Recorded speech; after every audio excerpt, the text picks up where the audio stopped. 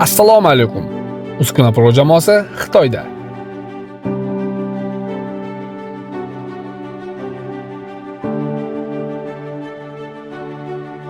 Xitoy davlatiga borishimizdan asosiy maqsad xitoylik hamkorlar bilan shartnoma qilib, mijozimizga turli liniyalarni xarid qilish bo'ldi. Biz birinchi kunda Beijing, ya'ni Pekin shahrida bo'ldik. U yerda granula xomashyosidan bir martalik plastik idishlar uchun rulon xomashyosini ishlab chiqarish zavodiga tashrif buyurdik.